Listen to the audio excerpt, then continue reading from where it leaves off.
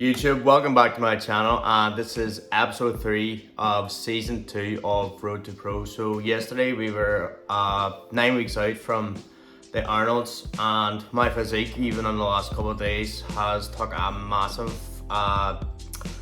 massive shift. I just after like a few meals, and it was pretty warm last night, so I was sweating, and I just looked in the mirror and it just came out of absolutely nowhere. Even though the fat around my glutes and hamstrings are coming out. So he bent over and I could see his glute hamstring tie, and that's what I need. Literally, like, I haven't been dieting for that much, so it's kind of like it's a tough place to be in, because you don't want to be too lean too far out, because it just makes things harder for yourself. But what I'm going to do is I'm just going to keep digging off the fat anyways, and trying to get as much shredded as possible. And if the time does come and I've peaked a bit too early, then I'll just incorporate refeeds just to slow it down a bit, because we had 9 weeks, and in the last week of my physique, like, that's just came out of nowhere. And I haven't been doing much. I've only been doing 4 cardio sessions,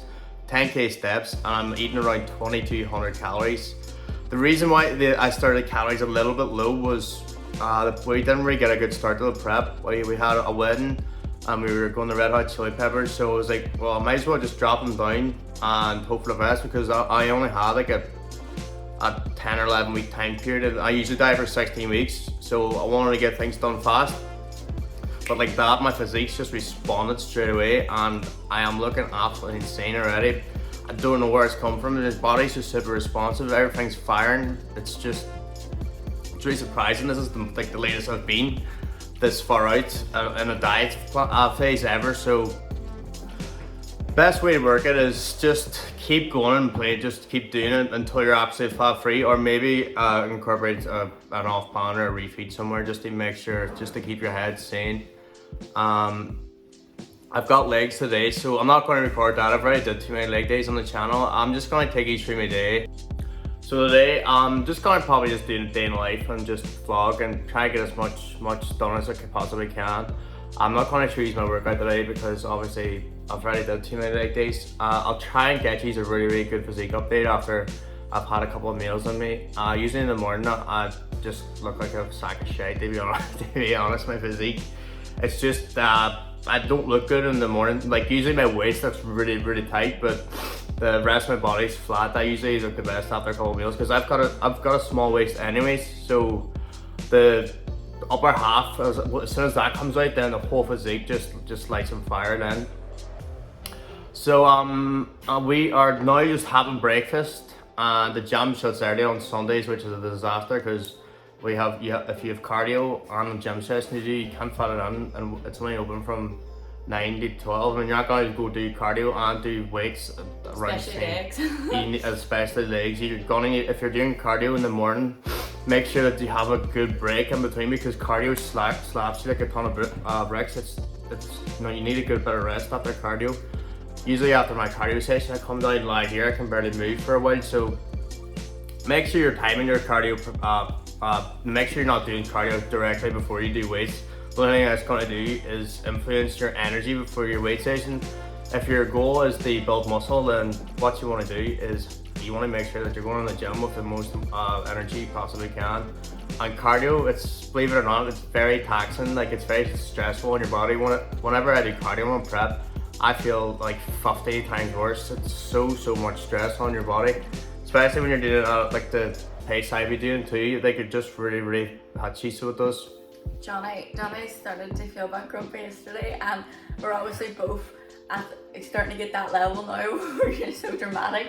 And he spoke to me, and I didn't like the way he spoke, so I just threw the keys on the floor. We were walking up. She ran away. We were walking up the hill at home, and I just threw the keys on the ground and just ran away. And I stayed outside for like an hour. I was just sitting on a park bench being pure stubborn, like, I was like, what the fuck are you doing? You're a dickhead as well. I didn't do. Now I shook my head and went home. So that's the prep life. I could have said something, but I didn't. That's the prep life. So the prep in the last week has been getting really tough. I've noticed my energy is just literally just one day just went like that there, and it's just a struggle to do things. Just like even playing the Xbox or going on the PC, playing a new PC game, playing Valorant. I can't even literally sit my hands up to play it. That's how much energy I have. So a refill would be nice. But anyways, I'll see you guys at the next part of the video, and I can't wait to show you. The bad thing is I'm training legs today, so I'll perhaps not gonna be there, but see you then, guys. YouTube, welcome back to the next part of the video. So today I had legs and it was a 6 session. I got up to 4.75 plates, so it's 4 plates and a 15 on the hack squat, and I think I got about 7-8 reps. So I'm really happy. My strength's still going up regardless of being on prep. I've got steps done today and I've got back declines. So yeah, you just have to get everything done regardless of how you feel. I know on prep your energy drops, but you still have to get on with it. You still have to do things you love. You know, your day still has to be the same as a normal day would be. I know you might not have as much energy, but the best thing to do on prep is literally just get on with it. It's just the best way to go. But you can't just sit around and mope around and complain, because that's not going to get you anywhere. The best way to be is just attack the day as hard as you can, and at the end of the day you go to sleep, get rest, wake back up and smash it again, and just have a positive mindset. I know it's easier said than done, and even I have tough days on prep, but life still goes on, and you still have to get everything that you have to do done. So it's as simple as that. Right now I am going to do a Q&A for you guys. Just thought it would be good for you just to give an insider of how my prep's going and just any questions you might have.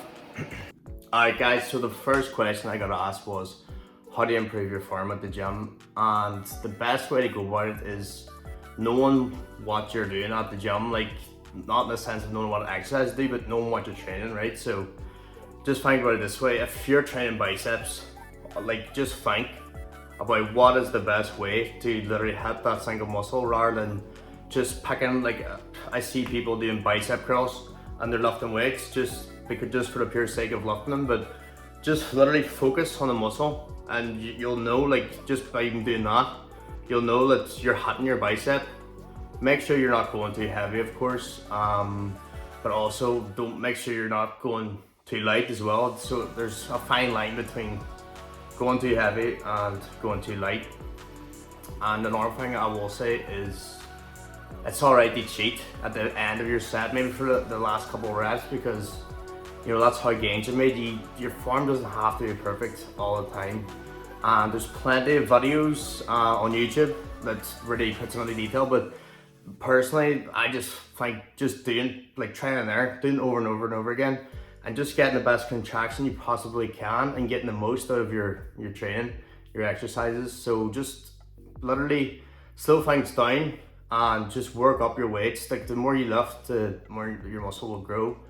And think, if you're training back, just make sure that you're actually training back. You're not training your biceps, your forearms. Just start easy. Through time, I didn't, for my own training when I started the gym, I just looked at the exercises. Maybe I watched a few tutorials, but most of the time I was just well, how do I train my back? Well, your elbow extends down your back. So I just got better doing it myself over a period of time. But one mistake I did make over the last how many years was just listening to other people in the gym. I'll do this, do that, and just lifting too much weight for what I could handle. And I wasn't actually getting the full benefit out of my sessions, because I was lifting weights and I was using half my body instead of using the muscle group that you're supposed to be training, like your chest. Make sure you're contracting your chest rather than doing something else, like using your shoulders or whatever. But it's a very good question, and don't read any form too much. Just obviously it doesn't have to be perfect, and you can't cheat about it at the end.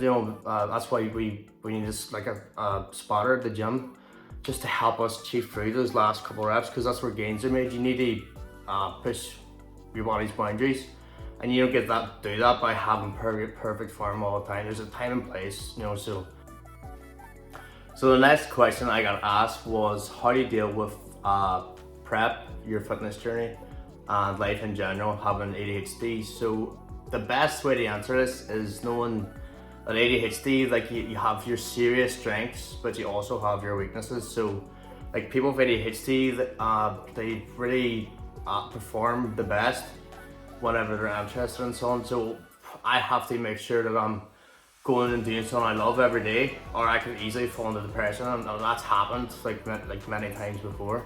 Like anxiety and depression is a very common symptom with ADHD. It's, they both come hand in hand. So just knowing that, like, it's actually, like, I see it as a benefit. I like having ADHD because it gives me the ability to soak up so much information and the stuff that I actually like. And that's why I was never the best at like school, because I did subjects I didn't like, but the ones I did like, I was always like, I soaked up information like a sponge, because I was able to put so much focus and they think. Like, I love computers, I love going to the gym and just like all that stuff. I was able to just get so good at things so fast, because that obsessive nature with I've got such an obsessive personality. I just want to be the best at everything I do. So how I deal with ADHD is making sure that I'm doing stuff that I love, and just playing for my strengths. And like, I do go through bad times a lot of the time, like sometimes, but I'm always able to drive myself back out of them. And if I ever have to talk to someone, I'll talk to someone or whatever. But it's a strength if you see it that way. You just have to know that like what you have, like everybody in life, play to your strengths and play to your weaknesses, and just literally just enjoy life. Don't be beating yourself up over stupid stuff. Just try not to think too much. Good book that helped me with ADHD was The Power of Now, because with ADHD your mind's racing all the time. So that teaches you how to just be present, and you're not in your thoughts all the time. So if my thoughts are ever getting negative, I would just come back out and just be present. So good book, Eckhart Tolle, The Power of Now. Give that a read if you have ADHD, because it really helped me. Just helps me be present and not worry about stuff all the time, because there's no point. Like, just get the best out of life, and make sure you enjoy life, and don't beat yourself up over stupid stuff. Alright, so the next one is a juicy one. How is your sex drive on prep? And to be honest, like the last week, it's just went like. But I do think people exaggerate it too much. Like, the drive to have sex is not there. Like, but if you put on effort, it can be done. It's like you don't have energy to go do cardio. You don't want to do cardio whenever you're on prep, but you still have to do it. So I think it just takes a lot of effort. But the actual drive to have sex, it's not there. So the next question is, when your calories are getting so low in your final week for the show, what tips can you give energy to still train heavy? So in the last week of your show, you don't want to be going to the gym and thinking that you're going to be building muscle or making PRs. Your joints are going to be weak, your body's going to be under a lot of stress, so you want to wash that stress away.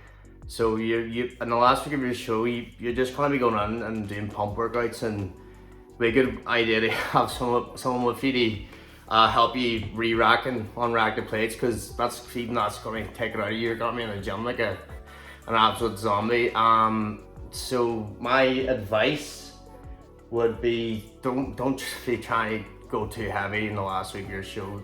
The work at that stage should be done. You should be washing away stress, and you should be focusing on just recovering. You're not looking to build any muscle tissue in the last week of your show.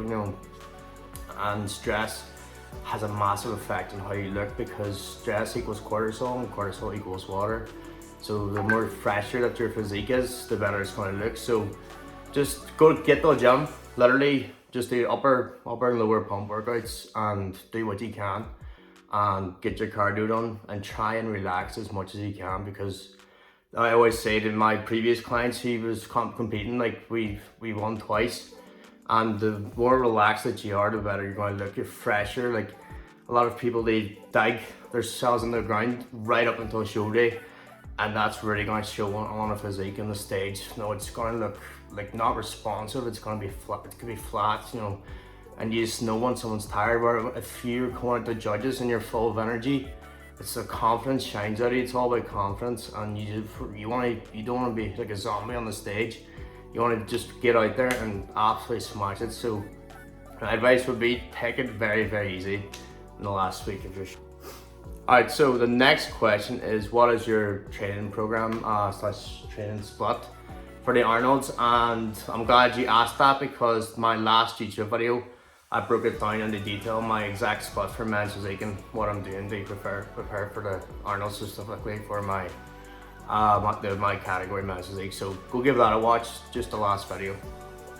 Alright guys, so I'm just going to try to get through the rest of these questions as fast as I can, because I don't want the video to be too long. And someone said, I seen that you're going for the Arnolds. Do you take clients and give them a plan for doing first timer competition?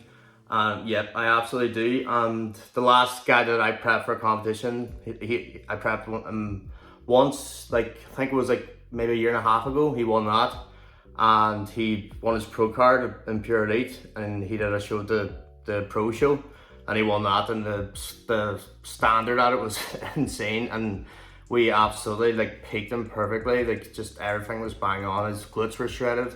He was dry, he was hard, he was full. So I'll pop a wee picture up of my previous clients I prepped for his competitions. I'll pop them up now. So yeah, the question is yes. If you're looking to do a competition, a first timer, then I will no doubt make sure that you at least come away with some sort of medal if you put the work in, because I love prepping clients for competitions, because I just love the process of being able to cut people, peak them, like peak week. I love peak week because I just know so much information, and I know how to peak someone perfectly. Like a lot of people, they mess up on peak week, and I'm like, you cannot do that, because you do not want to throw 3 or 4 months down the drain. So like peak week, that's one thing that you have to have nailed down. And if you're getting a coach, make sure that you're nailing peak week, and make sure you're throwing mock, so like you're actually practicing weeks prior. You're testing out what your body can handle. So if you're throwing carbs in, make sure you know that you can eat this amount of carbs by practicing. If you practice 2 weeks before and you mess up, then that's good, because you know like what your body needs. And the day for the show, you don't want it's not a guessing game. So get on board with a coach for a competition. Make sure you do it early enough so they can work with you, and just learn your body, and just learn how they can get you in the best shape possible as for your competition. Alright guys, so that's going to wrap up the video. I'm trying to change the styles of my videos recently. Like I just don't want to do the same one of me eating oats, going to the gym, coming back. So if you have any ideas, just throw them my way, you know, because I just really wanted to, like I love doing these Q&As and doing the information type videos, because you're going to benefit so much from them. And if you learn something, then that's my day made, because I'm here to help as a coach. I don't want to help my clients. I want to help everyone, like how I helped myself. So if you're liking these style of videos, or if you wanted me to do any other videos, just let me know. Hope you enjoyed the video, folks. Give me a wee like, comment and subscribe. I'm nearly at 250 subs, I'm like 13 away, so I really would appreciate it if you drop a sub and get me up to 250. That'll be really good progress for me. So I will see you in episode 4 with hopefully even more progress. We're doing so well here, so we are, and I'm so glad I bring you on the journey to the Arnold. So see you in my next video, folks.